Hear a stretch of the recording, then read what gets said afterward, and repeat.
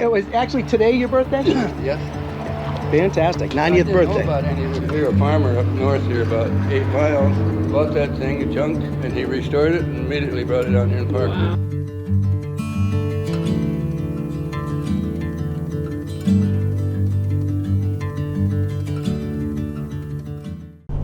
Good morning. It is about what, 8:15, I think? Yes. On Tuesday, September 23rd, and Jane and I are heading to the Tractor Museum in Brandon, South Dakota. We just left Hart Ranch, where we've been for the past few days, and then using that as our base of operations for viewing Rapid City, Custer State Park, Deadwood, Mount Rushmore, and the like. And we've got about 230 miles to go today. Virtually no winds. It says 8 to 10 miles an hour with gusts to 20, so it should be okay. Storms came through last night, cleared off really nice this morning, and we're hitting the road. Should be a relaxing morning. So it's not Brandon, South Dakota. It's Kimball, South Dakota. I messed up. Had it written. Imagine that. Oh, ouch, ouch, ouch. I had it written down. It was written down one way, Brandon, and then the other one was Kimball. We had about 10 minutes worth of trying to coordinate the GPS and RV life. Oh, that was my tire. TPMS system, which squeaks at us intermittently as we go. We have good pressure. I checked it before we left. It just tends to want to do that. So we're on the road. What did you want to say, Jane? I don't want to say anything. Not right now. We'll talk about it later. Turn left at the That means I'm in trouble.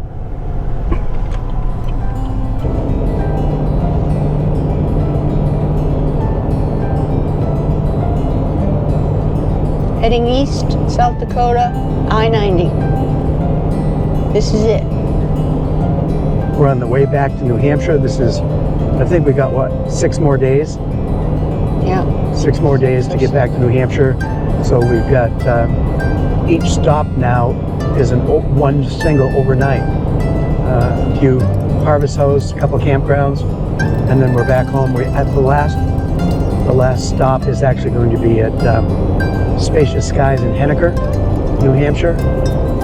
That's so we can dump our tanks and maybe drive. Maybe, I don't know. But no, we'll be connected. I was going to say drive to Henniker Brewing for a beer, but nah. 10 in the morning. 10 in the morning? We're now entering Central Time Zone from Mountain Time, so we lose an hour actually. It's now, well, it was 11:01, now it's 12:01. We should be in a second. We're at a harvest host in Kimball, South Dakota. We're at a tractor museum. We're all set up. We're getting ready to go inside and tour the museum. I have a couple of questions, if they can answer them for me, more on the harvesters and how they work, that type of thing, because we've been seeing quite a bit of items that need to be harvested. I'm assuming that they're beets, soybean, corn, everything.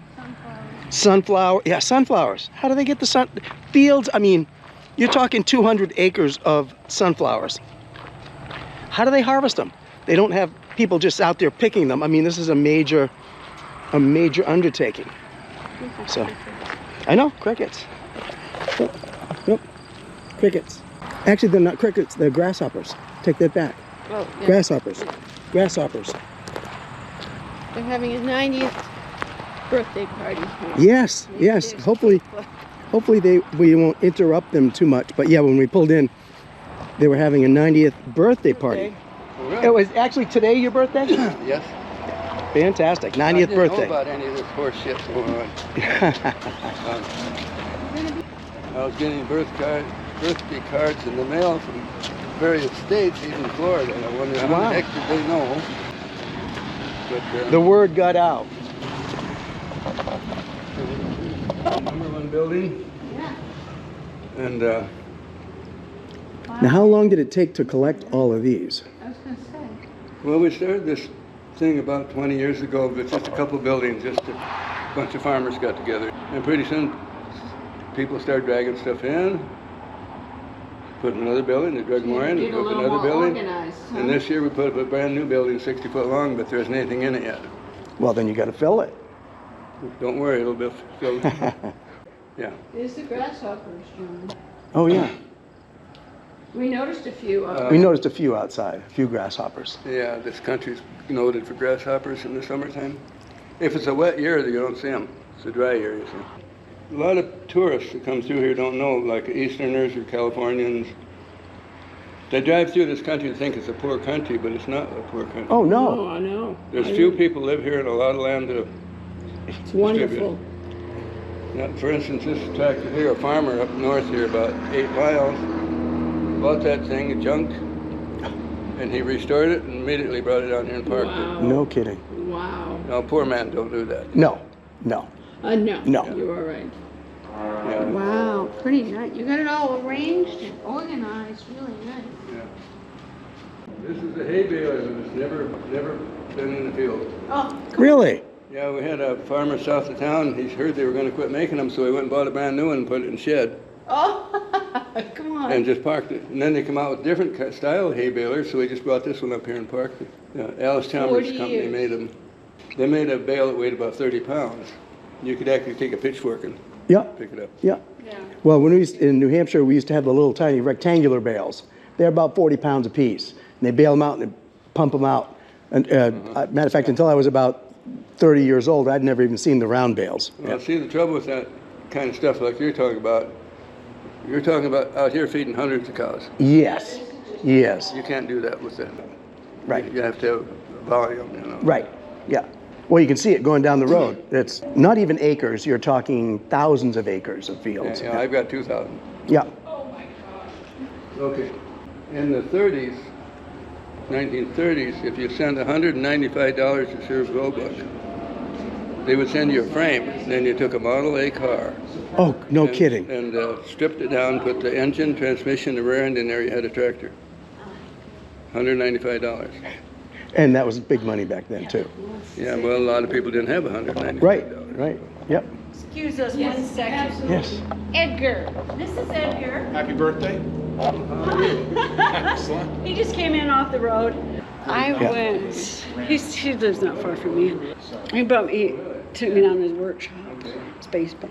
I'm Chuck Chase. There must be $1 million worth of tools down there. And on most of them, a lot of them he made himself. Right. So he's a We machinist. had to He's show just, that, yeah. yeah. So yeah, he's a Now, here's something that a lot of people don't know. This little tractor here, a friend of mine spent 3 years finding the parts to put that together. What? Put the whole But thing? International, you know, they didn't have hydraulics in the early days, you know. Right. So they pumped this container full of pressure from the exhaust manifold. When it comes to the end of the field, you took your foot and hit a lever, and the pressure lifted the shovels up out of the ground. So you could turn around and start another row and then hit the lever again, the shovels would drop. 6 months later, they came out with hydraulics and they just quit making them. So they made them 6 months. Yeah. Took him 3 years to find enough parts to put it together from wrecked ones, you know.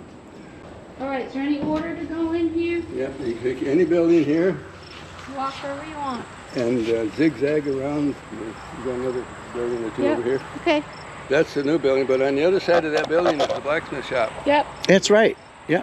You can't see it from here, but it's on the Yeah, on we that drove front. by that. We've got our campers right over there. Oh, I see. Okay. Yeah. Well, Anyway, thank you very much. Yeah, we appreciate that. And happy birthday. Get back to your cake. no, I had enough to. I'm glad we had a chance to speak with him. What? What part of this? I know. That's what it's all about with the Harvest Host. You never know what you're going to get. You never, Talk to real. talk to real people, the owners, the people that made all this stuff happen, that lived it and still do live it. And it's just an amazing piece of history that, we look at some of these things and wonder where they come from, where they get their start, the history of the area. Where people drive by and they just don't see anything when they're on the road. They're traveling from one location to the next. And it reminds us of the Potato Museum at Prince Edward Island.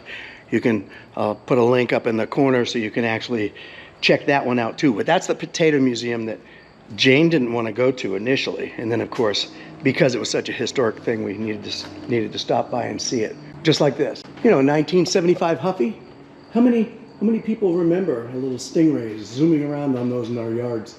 And then now you can't even find anyone that has one in working condition. And that's not rusted. That one, my younger brother would die to have that. Bob, I'm not going to tell you where this is located, so you'll never be able to come and find it and make him an offer on it. Sorry about that. Just not happening. Oh, and by the way, where's Fred? Fred is in the truck. He's hanging out. He didn't come with us. Hey, yeah. Hey, see this wrench? I have this very same wrench. I have that hand drill. I have a larger pipe wrench like that. A hog oiler. Hogs would rub on their oilers and oil their skin. I don't even know where I would go with that, but what's this? Is this a camper? A cook camp? Wow. It's a cook car used by Lars Herseth in the late 1800s and early 1900s to follow and feed his threshing crew in South Dakota and North Dakota. Later in the 1930s and 40s, used by his son Ralph and Lorna Herseth to feed hired men for his combining crews. In the 1940s and 50s, used by Karen Connie and Lars Herseth as a playhouse. 2006, Jerome Jacobs, husband of Connie, restored the upper part of the cook car. The running gear is original. The cook car was then entered in the 4th of July parade in Fort Pierre with a sign, "Elect Stephanie Herseth to the United States House of Representatives." You don't realize how people lived and worked not too very long ago. You see these things in the movies, and you kind of look at it and wonder, can you see this place filled with 20 to 30 people or more? We used to have one of those, Jane. Who didn't? Yeah. Remember running and jumping and sliding? Yeah, that's how you. 1960. You're dating yourself, dear. Not the wooden one. This one, right? Well, it's wood and metal. Not as old as me. Well, that hurts. That hurt. Now, see, Jane, I just need one of these sheds at our house so I can fill it up with my stuff. I've just got. Move South Dakota. I have museum quality. I have museum equality stuff in my collection. The wives would prepare a bounteous noon meal as part of the spirit of neighbors helping neighbors. And that's one of the things that, with the Huzzy farm, the farm that was next to us when I grew up, lunch or dinner was the meal of the day. It was a hot meal. We'd sit down, I'd get invited over. It was great fun. Second home for me. And when we would hay or just hang out and have fun, we would have shell beans. Dave and I would have sometimes ketchup on bread, and that was, which for us was a big thing. I gotta figure out or ask them what that is. Isn't that something they use on Mad Max? They chase people down with that? But I don't know, that's a different, oh, there we go. There we go. That's it right there. It's a fram hand stacking loose hay. So that's used to stack loose hay. All right. It wasn't from Mad Max, the movie. Although that's where I first saw it, was on Mad Max. Or something like that. Chasing people, you know, on motorcycles and big trucks with those things in the front. But that was Mad Max. So you need to come to this museum. If not, you're missing out. It's a nice little museum. You know, Not even little. I mean, it's got a lot of equipment. You know, you drive by on the highway, you see these white buildings. How many acres? Or, you know, people think that it's a poor area. They just see field upon fields. It's no. Like he said, he owns 2,000 acres. 2,000 acres. We own what? Two. 2 acres. We have 2 acres. So he's got 1,000 more just in acreage. Never mind the equipment. I could use more acreage. Yeah, incredible stuff. Incredible stuff. And that's where we're camping tonight.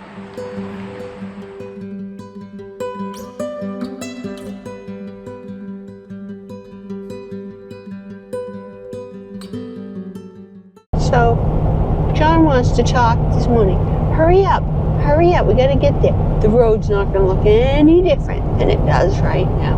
Okay, you're up. Yeah. Hey, it's September 24th. This is our second day on our way back to New Hampshire from Rapid City, South Dakota. We stayed last night at a tractor museum, which is actually very, very nice. A lot more than what I expected. Had a great place to stay, watched a nice sunset.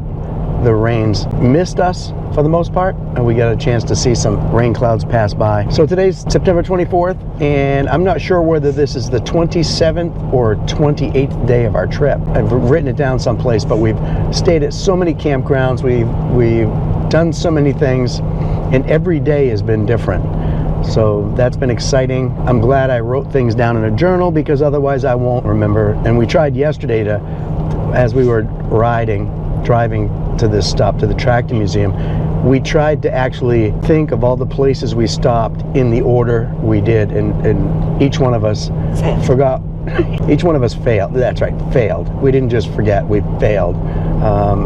So it was, it's interesting to see. One of us would remember one spot, one of us wouldn't remember the other spot, and then usually it was me that didn't remember any of the spots. So just pointing that out. Yes. Yeah, my memory being what it is. So it's, yeah, we're hitting the roads. We're on I-90 now. We're gonna get off the main drag. There were two routes we could take to the next stop. We're seeing, right now there's windmills off to the right. That's it, we're on the road. We'll fill you in a little bit more later. I just want to add, the farm museum was very nice. It was more than we thought, 4 or 5 buildings. They were having a 90th birthday celebration for somebody named Edgar. He runs the little store there with another woman. They're open like 4 or 5 days a week, and everything was well labeled and laid out, and not that I know much about tractors, but they had other sections about older, telephones and movie projectors and everything, cars, and how a kitchen was set up. And so I enjoyed that part of it, and it was a great stop. It was just off the highway, easy to get in and out. All I wanted to say, cut this if you must. So this road, it's 37. We got off of I-90. Very smooth, big difference. No bumps, no bruises, very smooth. Very little traffic, which is good. Actually, there's been a few trucks early on, and because this was a truck route, but very smooth. There was a few bumps at the beginning of this road, but it's much smoother now, much. If you're enjoying this video, please click on the like button at the bottom. It lets us know that you enjoy them and to keep making more. Also, check out our other videos on the channel. Good morning. Today is September 25th. We just left On Your Way RV Park in Onawa, Iowa, and we're heading to Little Bear Campground in West Liberty, Iowa. We've been there before. Today is day 29 of our trip. We're on the way back to New Hampshire. It's 7:45 in the morning, and we just hit the road. It's actually not a bad morning. A little bit of low fog, not too bad. Right into the sun. Right into the sun. We've got about 250 miles to go. Hey, Reg, this one's for you.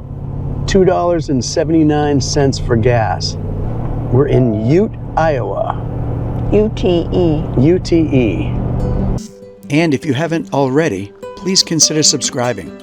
It's free. Fred, you've hardly been in any videos. Sorry, been in the truck a lot. Not as adventuresome as past trips, but It is adventuresome. He's been having fun. He's met a few new people. So Jane was just saying to me, or actually to both of us, and apologizing to Fred mostly, that he hasn't been in a lot of the adventures on this trip and videotaped and so forth. And it's really not all Fred's fault, because I know on a couple of instances he wanted to come into some breweries and then talk to some people and associate with some of the people that we you know, that he could meet and visit with. And a couple of times, actually more than just a couple of times, Jane actually told Fred that he couldn't come in. Fred was devastated. He had to sit in the truck. I mean, and just like watching corn grow. I mean, how much corn does a Sasquatch really need in his life? So he's not happy right now. Do you have anything to say about that, Jane? No. Just no. Guilty as charged. Yeah, guilty as charged. Because he really wanted to. There were 2 breweries. I know. He wanted to come in and visit. He actually wanted a beer, and Jane said no. I heard it. It wasn't on camera, but it was a definite right. no. It wasn't on camera.